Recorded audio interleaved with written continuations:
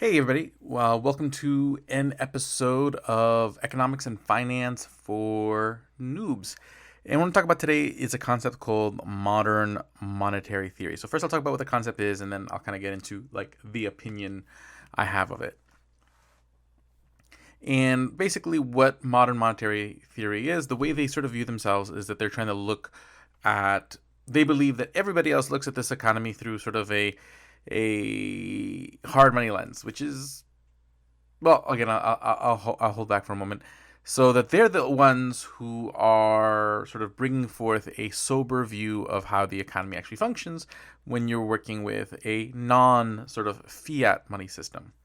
And essentially, the way they look at it is that, fiat money is money that's just basically has no backing value. It's just purely by decree of the government saying, hey, what makes demand for the dollar is that the fact that you owe taxes to the U.S. government, and then the only way to pay those taxes is using U.S. dollars. So in the case that basically taxes create the demand for money, along with sort of just the desire for people to transact, but they're going to want to transact in dollars because that is legal tender, so they can pay the taxes that they'll owe on those transactions in dollars.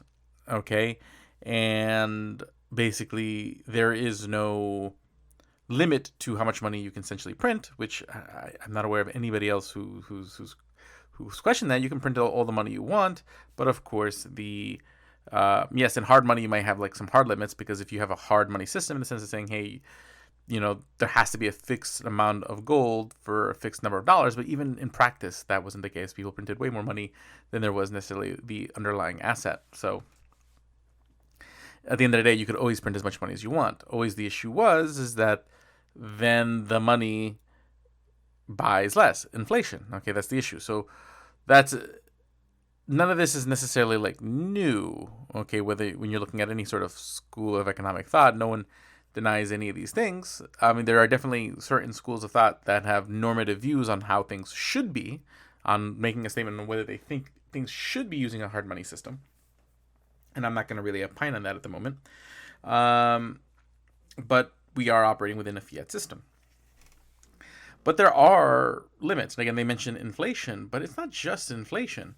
Okay, when government does deficit financing, the consequence isn't just potentially inflation, which it is, in the sense that basically you have more units from which people can basically enter transactions, which means they can buy more stuff and bid up prices higher.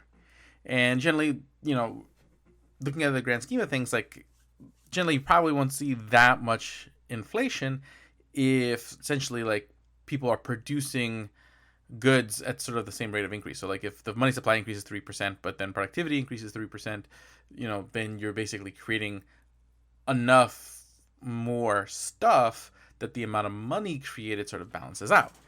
Okay, but there's no guarantee that if a government runs a deficit, that's going to be the case. Okay, and then again, there is actual details in sort of what matters as far as what you buy, and thinking about, like, I'm referring, and I'm basing this off a recent episode of The Daily Show here, aired on April 23rd, where they interviewed, I think, Professor Helton. She always talks about MMT and stuff like that. Is it Stephanie Helton? I'm forgetting what the first name is.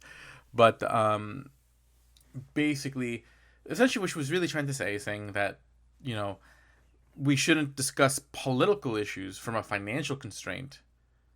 Okay, because the financial constraint that is not really there. If you want to deficit spend, you can, and that's not necessarily wrong. Essentially, really, the debate is over how do we want to do things, and if something is worth doing, then we pay for it. Which, theoretically, like in a sense, even when you take a look at a household income, there are certain times where it is worth borrowing money, where it is worth, buying the car because it might increase your productivity, or, buying the house, because even though you may incur debt up front, you're going to be more wealthy in the long run. Okay. So a lot of times MMT people will point out saying, well, the household analogy doesn't hold up. I don't think it necessarily breaks down. I mean, you can say that a lot of the same considerations you have there. Like sometimes you will deficit spend as a household for things that are, worthwhile. The issue is when you're taking a look at a government is the political realities. And I think this is, I mean, essentially what she's saying is like, hey, you know, there are politics that prevent us from doing things that she thinks are important. So a lot of things that came up are things like Green New Deal, jobs programs, infrastructure, yada, yada, yada. I'm sure if you've heard plenty of political arguments, you know the kind of things that come up. Universal health care, etc. So they're saying oftentimes these things are poo-pooed through financial constraints, but really they're more political constraints than anything.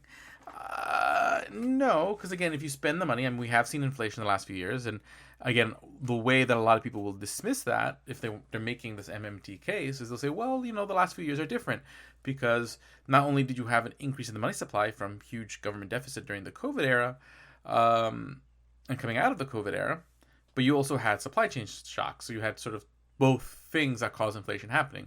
You had a reduction in stuff you can buy and an increase of units of which you can buy stuff. So that means, none, even though you have more money, you can't buy stuff that doesn't exist because of supply chain shocks, so you're going to have higher prices. And that's true, but it doesn't necessarily mean both didn't contribute, okay? People's additional, when you throw additional demand and lower supply, you're going to have higher prices. Okay, but it's not just that. When we're also seeing not just inflation, and then again, these things are related. Higher interest rates, because essentially, when you have more higher deficits, government is borrowing from the pool of loanable funds. Because at the end of the day, the way government financing works is that the government issues bonds that need to be sold, generally bought by banks, and those banks are spending the same money they could lend somewhere else. So in that case, if the government borrows the money, it precludes someone else from borrowing the money. And we can see that this is the case because otherwise, if that wasn't the case, then interest rates wouldn't go up.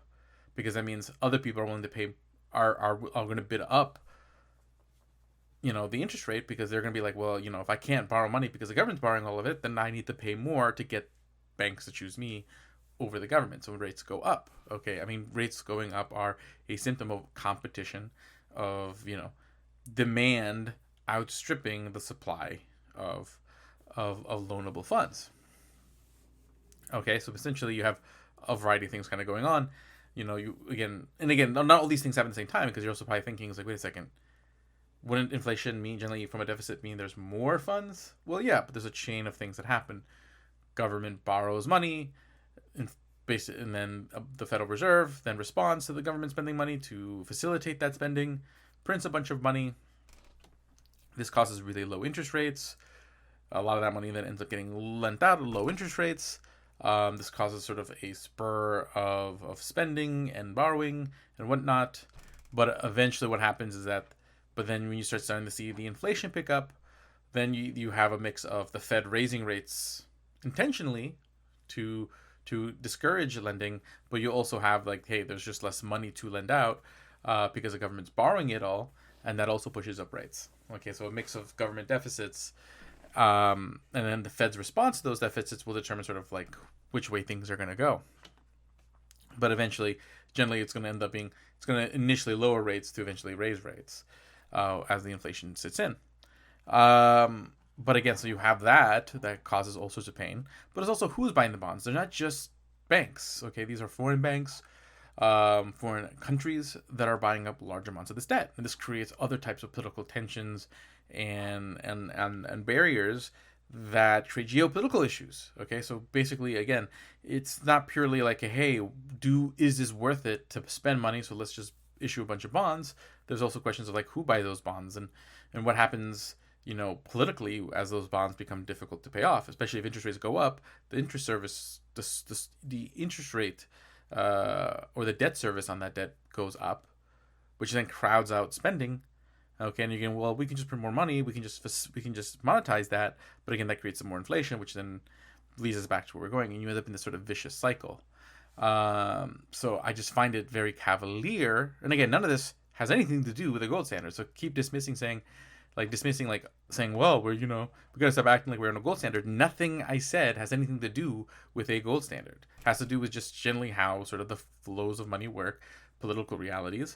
And at the end of the day, like the political realities, a lot of times what you think is a good idea gets implemented very poorly because politics, okay?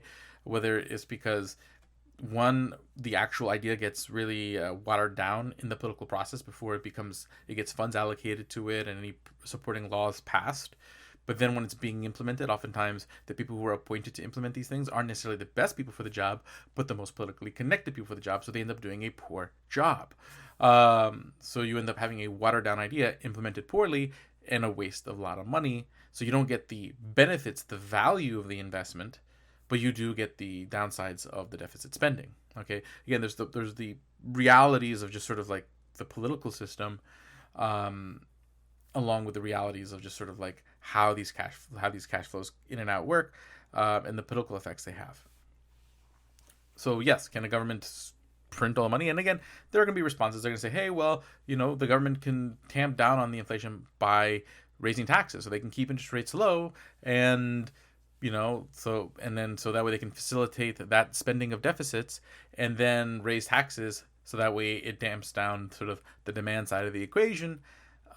And again, basically they keep saying, well, we're trying to be realistic, and we're trying to have a realistic view of the world, but at the end of the day, like, regardless of politics, like, raising taxes aren't a good way to win elections, regardless of what party you're in. That's why basically when the left talks about raising taxes, they specifically talk about raising taxes on the very, very wealthy, not because they can tax them enough to pay for things, but it's because basically they're keeping the pool of people who are not going to vote for them much smaller, because most people would be like, well, they're not saying raise taxes on me, they're saying raise taxes on a very small group number of people over there, which is going to be an easier pill to swallow. But when you're trying to actually tamp down inflation, you need to more broadly affect that demand, which would mean raising taxes on everybody. And again, politically, that's not going to work. So what you're going to end up having politically is what you've always had politically, is that they'll just spend more money on things, implement things poorly, and basically, taxes will go up here and there, but oftentimes go up in sort of the worst ways possible because of what's sort of politically possible, and who's sort of like what's the political distribution of influence at the time. And this is just the reality of it. So in this case, this is why generally I'm of the point of view where I just want government to do less, not because I can't imagine a world where government does something that is of value. Okay, I don't say dismiss out of hand that if government does something, it must be bad. Theoretically, I can imagine things that implemented by the perfect people in the perfect way would have amazing results. Okay, and yes, smaller nations that have different politics and different political considerations have implemented things that sometimes are decent. I wouldn't say I can think of anything that's particularly like great or phenomenal that didn't create other political issues, but you can point to some reasonable implementations of different ideas. But again, when you take a look at the whole picture, there are trade-offs. But when you take a look at a political system that's much more complicated, has much more different types of vested interests in a much more wider geographical space, like the United States, and then just the nature of the actual structure of the political system that is not easy to change and not going to change. Having a realistic, sober look is not what the MMT people are saying. So they're doing this like straw man where they're pointing to gold standard advocates as like the straw man of saying, hey, look, everybody else is that, but they're not. Like, that's not who you're fighting against. That's not the people who have the grand sway over the conversation.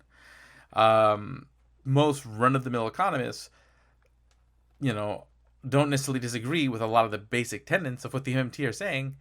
They're just not ignoring all these other political realities.